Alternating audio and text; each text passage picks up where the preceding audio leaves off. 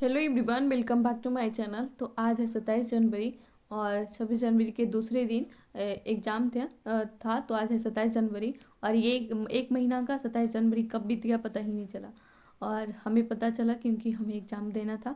तो ये आज है 27 जनवरी और हम अभी आ रहे हैं, अभी खाना खाएं और अपने ब्लॉग को बताने के लिए आए थे कि क्योंकि बहुत सारे ऐसे लोग भी होते हैं जिनका अभी एग्ज़ाम है या फिर कल एग्ज़ाम होगा, तो उनको लगता है कि कोई टॉपिक पता चले तो उसको और फिर दोहरा लें और वही टॉपिक से बहुत सारे क्वेश्चंस आते हैं।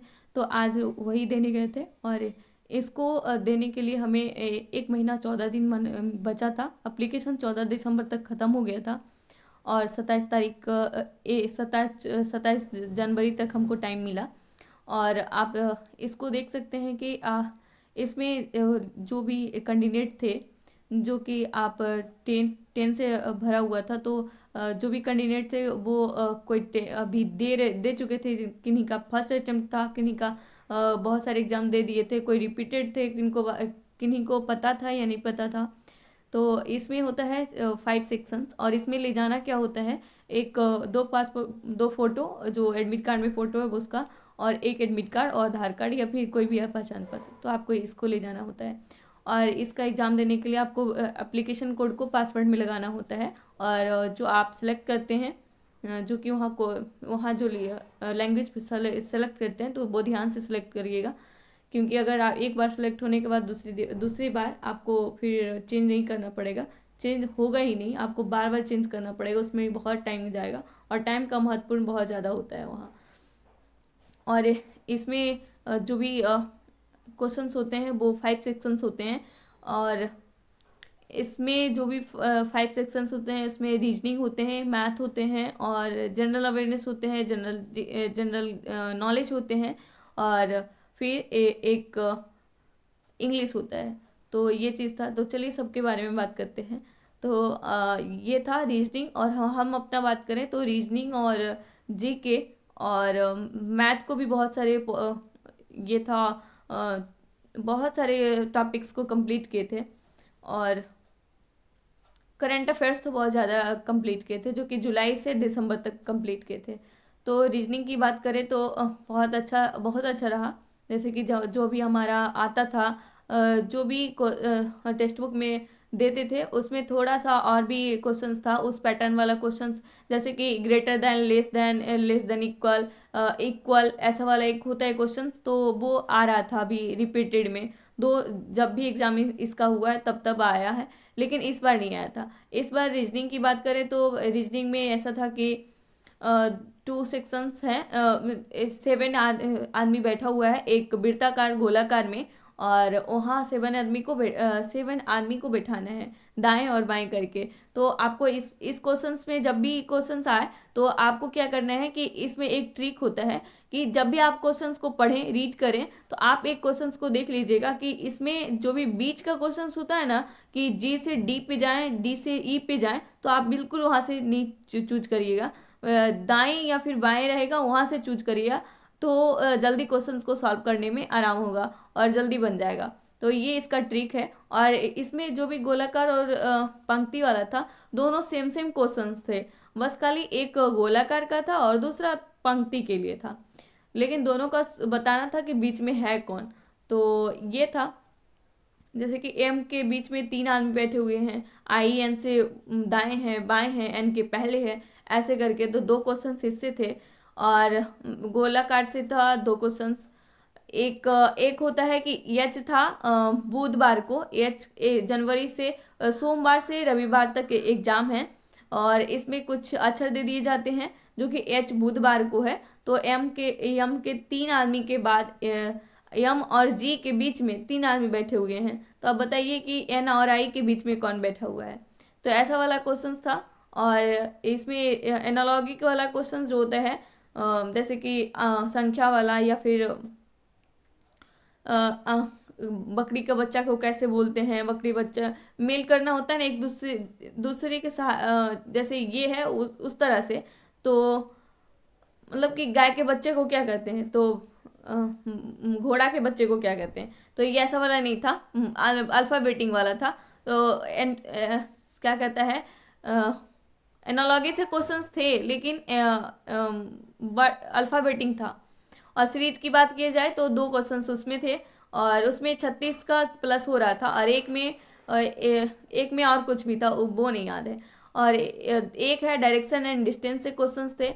दो था जो कि उत्तर पूरब की दिशा, और कितने दूरी और कितने कौन सा दिशा था वो पूछा जा रहा था। और एक क्वेश्चन ऐसा था कि 2 क्वेश्चंस था ब्लड रिलेशनशिप से, जो कि ब्लड रिलेशनशिप के बारे में आप एक माता है, माता की बहन हो गई, और एक पत्नी के पिता की बहन हो गई, तो ऐसे करके था।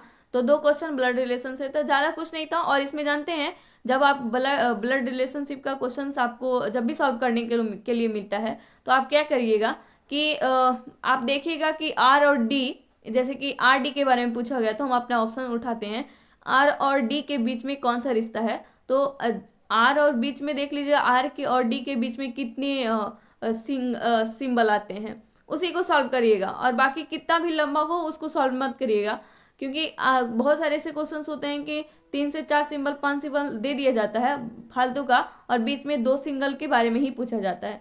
तो ऐसा आप बिल्कुल मत करिएगा। और जो 2 सिग्नल के बारे में पूछे बस वहीं से सॉल्व करिए और दूसरे पे जाइए, आपका करेक्ट आंसर आएगा। अगर नहीं विश्वास बिलीव होता है आपको, तो आप घर में ये क्वेश्चंस को प्रैक्टिस कर सकते हैं। और भी क्वेश्चंस थे।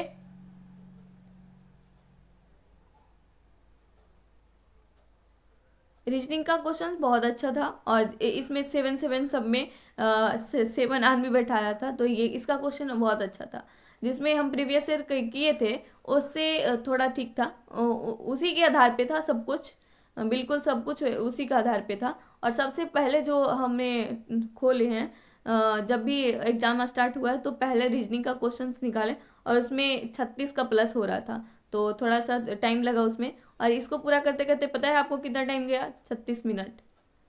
तब हमको पता चला कि प्रैक्टिस के लिए हमको लग रहा था कि एसएससी सीजीएल देंगे तो उसमें भी हमें प्रैक्टिस पीवाईक्यू करेंगे तो हो जाएगा, तो लेकिन ऐसा नहीं है। पीवाईक्यू करने से कुछ नहीं होने वाला है। पीवाईक्यू करने के बाद भी हमको एनालाइज करना होता है, रिवीजन करना होता है, और टाइम का भी उसमें बहुत इंपॉर्टेंस होता है, क्योंकि टाइम का इस बार ऐसा से हमको बहुत ज़्यादा हुआ। क्योंकि जब हम घर में एग्ज़ाम टेस्ट देते थे तो अच्छे से बना लिया करते थे और टाइम भी बच जाता था, लेकिन वहाँ थोड़ा सिली मिस्टेक से बचने के लिए थोड़ा टाइम लग गया। और उसमें हमने 20 आउट ऑफ 20 किए थे, जिसमें हमने कितने गलत की ये तो नहीं पता, लेकिन हाँ अपने से बेस्ट, अपने से जो भी हुआ वो बेस्ट देने का कोशिश किए।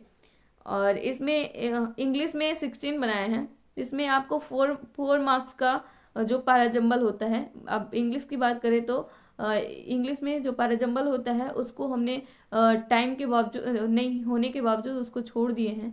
और आर्टिकल इसमें जैसे कि पीवाई हमने सॉल्व किए थे, तो बहुत सारे ऐसे पैराजंबल होते हैं कि सेंटेंसेस दे दिए जाते हैं और 1 या 2 वर्ड को फिल करना होता है, तो इसमें ऐसा नहीं था। इसमें इसमें आप पैराजंबल पढ़िए, और पढ़ के इसमें टाइम लगता है थोड़ा सा, और जो फिल इन दी ब्लैंक्स वाला होता है उसमें थोड़ा कम टाइम लगता है, क्योंकि थोड़ा सा भरा हुआ होता है, और बस एक क्वेश्चंस को पकड़ना है कि क्या कह रहा है। और इसमें पूरे पूरे को पढ़ना होता है, तब आप जाके 4 क्वेश्चंस बना पाते हैं, तो थोड़ा इसमें था। तो आर्टिकल में द बाइबल के बारे में पूछा गया था, और एक स्टेशन के बारे में ऐसे सेंटेंस दे दिया गया था, और इसमें बताइए कि द लगेगा, ये लगेगा, एन लगेगा, या फिर नो आर्टिकल लगेगा, तो इसके बारे में पूछा गया था। और सिनोनियम पूछा गया था, एंटोनियम पूछा गया था, 2 क्वेश्चंस। और एक स्पेलिंग एरर के बारे में पूछा गया था, और प्रीपोजिशन के बारे में पूछा गया था। इडियम था, 1 बार सब्स्टिट्यूशंस थे, 2 क्वेश्चंस सबके।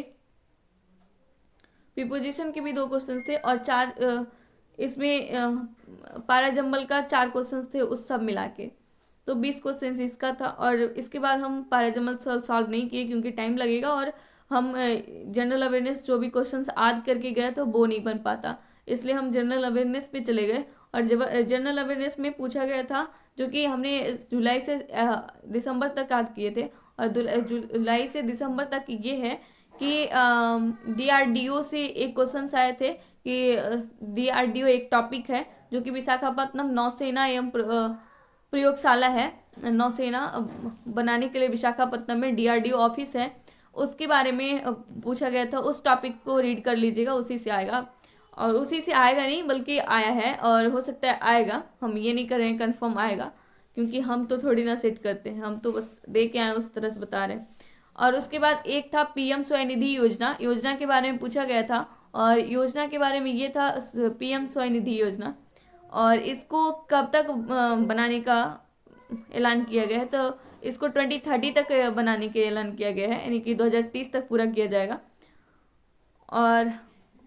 और जो कि है जन बहुत सारे जीके और जनरल अवेयरनेस और जनरल नॉलेज दोनों एक ही साथ था, 40 क्वेश्चंस।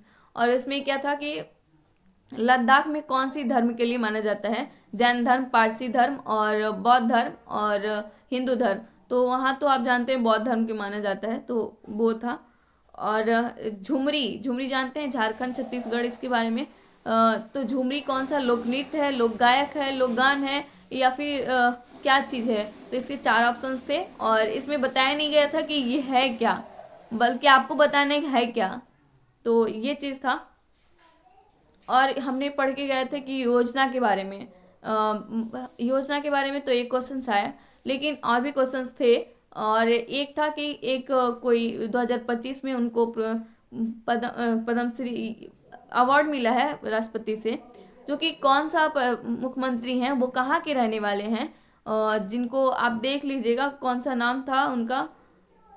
ऐसा नहीं लगा बिल्कुल, सब दक्षिण से थे। मैदूरे उसका ऑप्शन था, मैदूरै, तिरुचिरापल्ली, चेन्नई, कोयम्बटूर। तो ये था सब सब नीचे से दक्षिण से थे, लेकिन पता नहीं उनका नाम कुछ समझ में नहीं आया हमें। और आप देख लीजिए करंट अफेयर्स में उनका था कि कौन सा अवार्ड नहीं मिला, कौन सा अवार्ड मिला, नहीं ये नहीं पूछा गया था, वो थे कौन सा शहर से, ये पूछा गया है। और जनरल अवेयरनेस के बारे में पूछा जाए तो अनुच्छेद के बारे में बिल्कुल क्वेश्चंस नहीं आए, तो टोटल क्वेश्चन इसमें 26 किए हैं। और जैसे हम मैथ के क्वेश्चंस पे गए तो उसमें 2 क्वेश्चंस किए। और एसआई के मूल मात्रक क्या होता है, इसके बारे में पूछा गया था। और दूसरे क्वेश्चन जो कि मैथ के क्वेश्चन में टाइम ऑफ हो गया था, और उसमें क्या था कि एक कैलकुलेटिव क्वेश्चन था कि आप ऑप्शन नंबर 1 ऑप्शन नंबर 2 दोनों को सॉल्व करना था, और दोनों को सॉल्व करने के बाद आंसर करना था, तो उसमें टाइम ही नहीं बचा। तो बस यही हमारा रिव्यू था। अगर आई होप आपको वीडियोज अच्छा लगा होगा तो लाइक शेयर एंड सब्सक्राइब कर दीजिएगा। और इसमें टोटल जो हमारा बना है वो 62 है। और कोई भी क्वेरी हो तो पूछ लीजिएगा क्या है।